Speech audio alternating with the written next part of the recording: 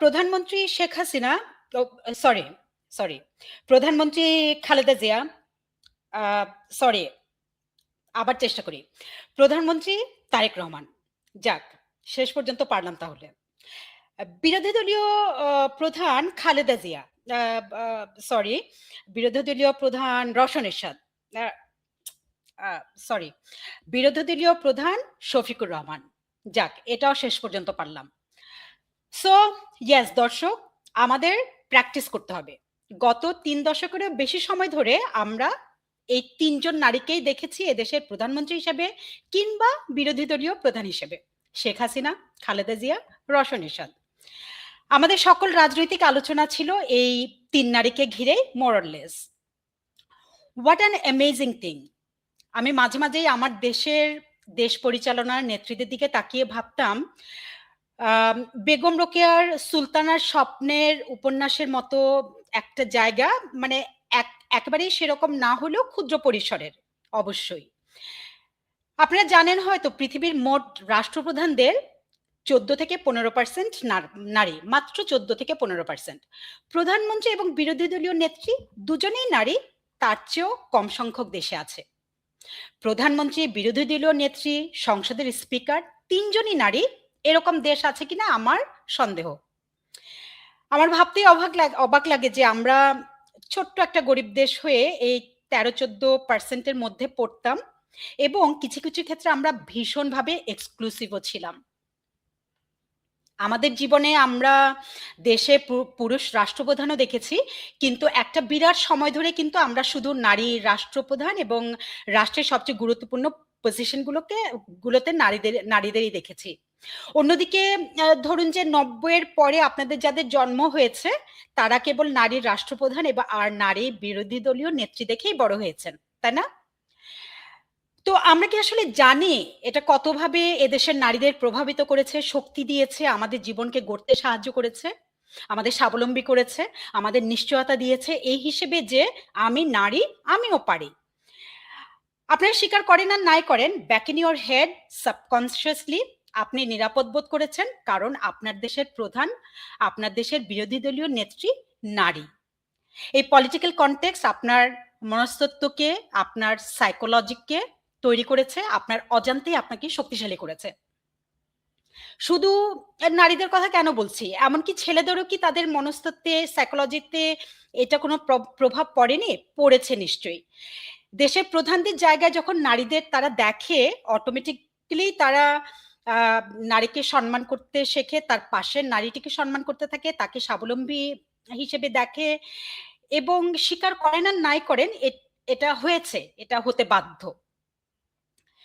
তো প্রায় 25 বছর পর আমরা দেশে একজন পুরুষ প্রধানমন্ত্রী পেয়েছি এবং পুরো একটি পুরুষময় সংসদ পেয়েছি। 299 জন প্রতিনিধির মধ্যে নারীর সংখ্যা মাত্র 7 জন। ইতিহাসের সবচেয়ে সো-কল গ্রহণযোগ্য নির্বাচনে নির্বাচিত সংসদের মাত্র 2.3% নারী। 2 বছর আগের আওয়ামী লীগের শেষ নির্বাচন, ধরেন সেটাকে যদি আমরা সবচাইতে অগ্রহণযোগ্য নির্বাচনও বলি, সেখানেও কিন্তু এই প্রপোর্শন ছিল দ্বিগুণ। তো যাই হোক, নারী ছাড়া রাষ্ট্রপ্রধান, প্রধানমন্ত্রী পুরুষ ছাড়া এবং সংসদের সকল পুরুষ ছাড়া আমরা আরো কি পেয়েছি? আমরা একজন পুরুষ বিরোধী দলীয় নেতা পেয়েছি। উপরি হিসেবে পেয়েছি আমাদের বিরোধী দলীয় নেতা আমাদের যুদ্ধ অপরাধী দলের একজন। কি কাণ্ড, তাই না? ধরুন আপনাদের একটা কথা বলি, আওয়ামী লীগ আমলের নির্বাচনগুলোকে আপনি যেভাবেই দেখুন না কেন, একটা কথা আপনাকে স্বীকার করতে হবে, আওয়ামী লীগ কিন্তু বিএনপিকে নির্বাচন থেকে কখনো বাদ দেয়নি। বিএনপি নিজেই সিদ্ধান্ত নিয়েছিল নির্বাচন বয়কট করার, এবং তখন আওয়ামী লীগ কিন্তু পারত জামাতকে বিরোধী দল হিসেবে নিয়ে সংসদে আসার, সে কাজটি কিন্তু আওয়ামী লীগ করেনি, যুদ্ধ অপরাধী দলকে সংসদে ঢুকতে দেয়নি। অথচ দেখুন বিএনপি কিন্তু ঠিকই আওয়ামী লীগের অনুপস্থিতিতে যুদ্ধ অপরাধী দলকে সংসদের দ্বিতীয় ক্ষমতাবান দল হিসেবে নিয়ে নিল। কি দুর্ভাগ্য আমাদের স্বাধীনতা যুদ্ধের বিপক্ষের শক্তি আজ আমাদের সংসদে দ্বিতীয় ক্ষমতাবান দল হিসেবে সংসদে বসবে, আমাদের সংবিধান নিয়ে কথা বলবে, যে সংবিধানে তারা কখনো বিশ্বাস করেনি, যে দেশে তারা কখনো বিশ্বাস করেনি। তো দর্শক, আপনারা কেমন আছেন নির্বাচন পরবর্তী সপ্তাহটাতে? আমি এখনো গত 18 মাসের ট্রমা কাটিয়ে উঠতে পারিনি। এ কারণেই কিনা জানি না, আমার মাঝে, মাঝে কিছু দেজাভুর মতো লাগছে। মনে হচ্ছে যে আগের কিছু কথা, কিছু আ জিনিসপত্র যেন আমার মাথায় প্রতিধ্বনি হচ্ছে। এই যে এখন আমি শুনলাম শিক্ষা প্রতিমন্ত্রী বলছেন, আমাদের এখানে সবাই পড়তে আসবে, আমরা কোথাও যাব না। অথবা আবার ধরেন বলল যে এখন আর রোগী ডাক্তারদের পিছু ছুটবে না, রোগীদের পেছনেই ডাক্তার ছুটবে। তো এই কথাগুলো শুনে কি আমাদের মনে হয় যে আমরা এ ধরনের কথা আগে শুনেছিলাম? আবার ধরুন, সড়কমন্ত্রী বলেছেন সমঝোতার মাধ্যমে লেনদেন হলে সেটা চাঁদা কিংবা ঘুষ নয়। এ কথা শোনার পরে কি মনে হতে পারে যে কোনো একটা অনিয়মকে বা অন্যায়কে নমনীয় করতে কিংবা বৈধতা দিতে এ ধরনের যুক্তি আমরা আগেও শুনেছিলাম? দেখুন, অনেকে বলছে তাহলে কি সমঝোতার মাধ্যমে টাকা নিলে সেটাকে ঘুষ বলা যাবে? যাই হোক, ১ সপ্তাহের মাথায় আমি আজকে নতুন সরকারের সমালোচনা করতে এখানে বসিনি। আমি শুধু জানালাম যে আমার নাইটমেয়ার হচ্ছে, আমার দুঃস্বপ্ন ফেরত আসার মতো অনুভূতি হচ্ছে। আপনাদের যদি না হয়, ভালো। নির্বাচনের পর অনেকেই এ ধরনের দুঃস্বপ্ন থেকে আমরা মুক্তি পেয়েছি এরকম ভেবেছেন। আসলেই কি পেয়েছি? মন্ত্রিসভায় পররাষ্ট্র মন্ত্রণালয়ের ভার যখন আপনি খলিলুর রহমানের উপর দেখেন, আ তারপর যদি আপনার মনে পড়ে যে এই খলিলুর রহমান আরেকটু হলে আমার দেশের সীমান্তকে করিডোর হিসেবে আমেরিকাকে প্রায় দিয়ে দিচ্ছিল। তাহলে কি আপনার চিন্তা হয়? ইন্টারিম সরকার পদত্যাগের আগে তড়িঘড়ি করে আমেরিকার সাথে বাণিজ্য চুক্তি করলো এবং খলিলুর রহমানকে পররাষ্ট্র মন্ত্রণালয়ের পদে আপনারা দেখলেন। আপনার কি চিন্তা হচ্ছে? আপনাদের চিন্তা হচ্ছে? এগুলো যদি আমরা একটু মিলিয়ে দেখার চেষ্টা করি, তাহলে কি আসলে বিএনপির ক্ষমতাকালে স্বস্তিতে থাকতে পারবো বলে মনে করা যায়? তড়িঘড়ি করে আমেরিকার সাথে যে চুক্তি করা হলো, সে চুক্তির মধ্যে কি, কি আছে? কিভাবে এতে করে আমাদের জাতীয় নিরাপত্তা থেকে শুরু করে অর্থনীতি আমেরিকার হাতে বাধা পড়ে গেল, এগুলো আপনাদের সাথে আমরা আগে বহুবার আলোচনা করেছি। এই ডকুমেন্টটি যখন লিকড হয়েছিল ২০২৫ সালের অগাস্ট মাসে, তখনই আমরা এটা নিয়ে অনেক প্রতিবাদ করেছিলাম। এই স্লাইডটা দেখতে পারেন, সেই ডকুমেন্টের একটা সিনপসিস আমি দেওয়ার চেষ্টা করেছি। বহুবার আপনাদের সাথে এটা শেয়ার করেছি আমি। তো এখন আমরা তখনই থেকেই প্রতিবাদ করেছিলাম, কিন্তু সেই প্রতিবাদ কাজ করেনি। সেই চুক্তি স্বাক্ষর করে তারপর ইন্টারিম চলে গেল এবং যাওয়ার আগে এমন একজনকে এমন এক মন্ত্রণালয়ে বসিয়ে দেওয়াটা নিশ্চিত করে গেছে যেন এই চুক্তি বাস্তবায়িত হওয়াটা নিশ্চিত হয়। ডোনাল্ড ট্রাম্পের শুভেচ্ছা বার্তায় যখন এই চুক্তি পালনের নির্দেশ থাকে, তখন আমরা কি বুঝি? আমরা বুঝি যে ইউনুসকে দিয়ে আমেরিকা চুক্তিটি স্বাক্ষর করে নিয়েছে। বিএনপি সরকারের পররাষ্ট্র মন্ত্রণালয়ে এমন একজনকে বসানো হয়েছে যে কিনা এই চুক্তি এগিয়ে নিতে সাহায্য করবে এবং এখন উপর থেকে, মানে ট্রাম্পের কাছ থেকে হুমকি এসেছে এই চুক্তির প্রতিটি স্টেপ যেন অক্ষরে অক্ষরে পালন করা হয়। আমি ট্রাম্পের চিঠির কিছু অংশ হাইলাইট করে দেখলাম। মানে এত মানে এই কথাগুলোকে আপনি হুকুম ছাড়া আর কিছুই বলবেন না। এটা কোনো শুভেচ্ছা বার্তা নয় আর কি। তো দর্শক, এরপরে যেটা হলো যে আমরা দেশের সার্বভৌমত্ব, আপনাদেরকে কি বলবো যে দেশের সার্বভৌমত্ব কেবল সীমান্ত আক্রমণ করলেই হয় না। জাতীয় স্বার্থ যখন বিকে দেওয়া হয়, সেটাও সার্বভৌমত্বের উপর আক্রমণ, সেটাও দেশ বিক্রির সমান। একটি দেশ একটি দুর্বল দেশ হিসেবে বিশ্বে পরিচিতি পায় যখন সে এ ধরনের চুক্তির মধ্যে ঢুকে যায় এবং যখন তার অর্থনীতিটাও ভেঙে পড়ে।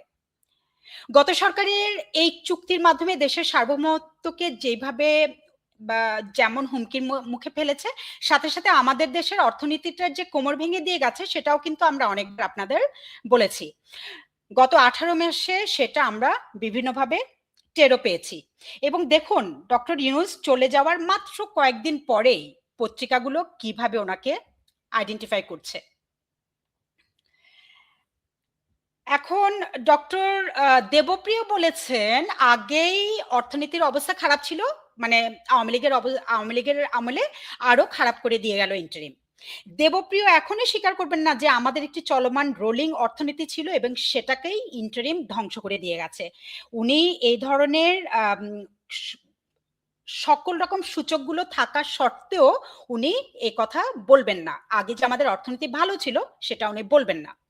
তো ডক্টর দেবপ্রিয় সে সময় ক্রিম খেয়েছেন, ওনাকে এরকম বলতেই হবে। তবে তারপরে যে উনি এতটুকু বলেছেন যে অর্থনীতির অবস্থা খারাপ, এতটুকু সাহস করে বলেছেন, এটাতেই আমরা আপাতত খুশি থাকি। কি বলেন?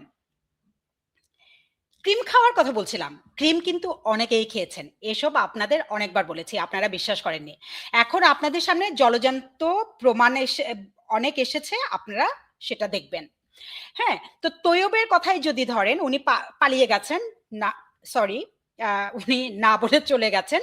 তো উনি বলছেন, পরের দিন উনি লিখেছেন না বলে যাওয়াতে, উনি বলেছেন যে ওনাকে যেন ঘাটানো না হয়, সামাজিক যোগাযোগের মাধ্যমে লিখেছেন, ঘাটানো না হয়, যদি ওনাকে ঘাটানো হয় উনি সকলের প্যান্ট খুলে দিবেন। তার মানে কি দর্শক, তুমিও চোর আমিও চোর, আমারটা যদি তুমি বলে দাও তোমারটাও আমি বলে দেব, তাই না? এ ধরেন প্রেস সচিব শফিকুল আলমের কথা, তিনি এখন ওয়াদা নামক একটি নতুন পত্রিকায় সম্পাদক হিসেবে যোগ দিতে যাচ্ছেন।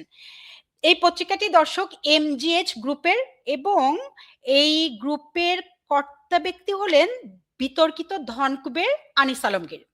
শোনা যায় আনিস আলমগীরের বিরুদ্ধে যে সকল দুর্নীতির মামলা ছিল সেগুলো 2024-এর অক্টোবরে শফিকুল আলমের হস্তক্ষেপে অব্যাহতি দেওয়া হয়। কিংবা ধরেন ফারুকির কথা যদি বলি, যার কল্যাণে তিশা জুলাই জাদুঘরের কাজ পেয়েছে, কোটি কোটি টাকার কাজ। টিআইবি বলছে এই কাজ যারা পেয়েছে, টিআইবি নাম উচ্চারণ করেনি, কিন্তু টিআইবি বলেছে যে এই কাজ টেন্ডার ছাড়াই দেওয়া হয়েছে। কিংবা ধরুন আসিফ নজরুলের কথা, মামলা বাণিজ্য করে শত কোটি টাকা লুট করেছে, বাংলাদেশের ক্রিকেটকে ধ্বংস করে দিয়েছে। এই যে দেখুন, এরপরে রেজওয়ানার কথা, তিনি বলেছেন গত 18 মাসে সাংবাদিক নির্যাতন হয়নি, অথচ গত 18টা মাস সাংবাদিক নির্যাতন, নির্মমতা, হত্যার এক কালো অধ্যায় ছিল। উনি নির্বিচারে সেটা অস্বীকার করলেন। যদিও উনি স্বীকার করেছেন অন্য কোনো কারণে, সে যাদেরকে অ্যারেস্ট করা হয়েছে অন্য কোনো কারণে অ্যারেস্ট করা হয়েছে, উনি বলেননি কি কারণে, কিন্তু আমরা কিন্তু সহজেই বুঝতে পারি যে কি কারণ। কারণ তাদেরকে বলা হচ্ছে আওয়ামী লীগের সাথে তার কানেকশন আছে। তো আমরা কিন্তু সবই ডকুমেন্ট করে রাখলাম। মানে একটি নির্দিষ্ট রাজনৈতিক দলকে যখন এভাবে পারসিকিউশন করা হয় তখন কিন্তু সেটা মানবতা বিরোধী অপরাধ। ডক্টর রেজওয়ানা নিজের মুখে সে কথা স্বীকার করে গেলেন যে উনি নির্দিষ্ট একটি দলকে পারসিকিউট করেছেন, এবং সেই স্বীকারোক্তি আমরা কিন্তু টুকে রাখলাম। তো তৈয়ব পালিয়েছে, আরো অনেকে নাকি পালিয়েছে, আমরা এখনো নাম জানিনি, এবং আরো অনেকে পালাবে। দর্শক, এক বড় বাটপারের হাত ধরে একদল বাটপার দেশটাকে ধ্বংস করলই, সাথে সাথে নিজেদের আখেরও গুছিয়ে নিল, তাই না?